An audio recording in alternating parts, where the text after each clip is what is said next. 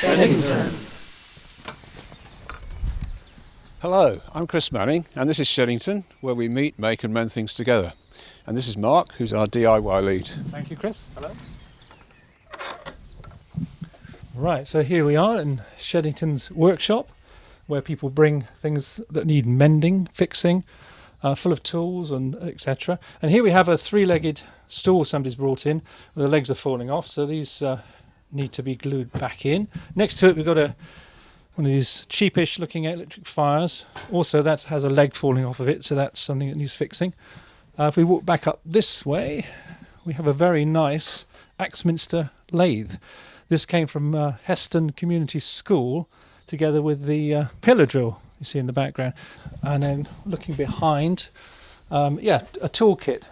Example of toolkits that we've been putting together for charity, for example, to send to Africa from things that are donated to us. A chair, very nice looking chair, that's being repaired at the moment.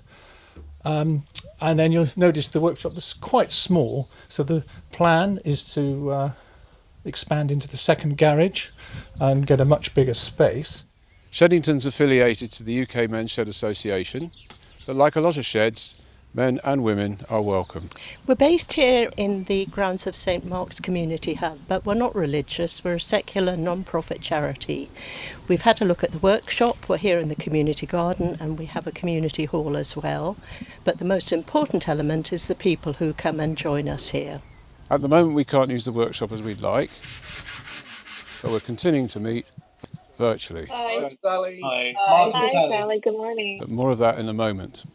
First, we'd like to show you some of our other activities. This was one of our making projects.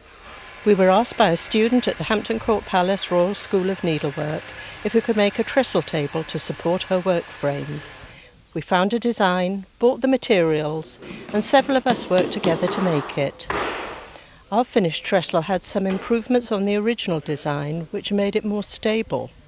The person we built it for was very happy and came back with a second order for a friend. Some of the work on the trestles had to be done in the church hall because of the amount of space we needed to lay out the pieces. When we came to the site, the hall was in need of a bit of a facelift. We've painted and smartened up the outside of the building and replaced the broken gas heaters with new electric ones. We've held a number of meetings in the hall, including this one, about the best plants to grow in order to attract bees and other pollinating insects. Leading up to Christmas, we had sessions that included making Christmas cards and wreaths. Men and women, young and not so young, making things together. We've had a really great time actually working on the community garden, growing flowering plants and vegetables. And it's been really inspiring just to come down here and clear the soil, and it's been an absolute joy watching everything come up. Yes, the next stage as this project grows and gets bigger is to make some raised beds, which will really help it be accessible to all.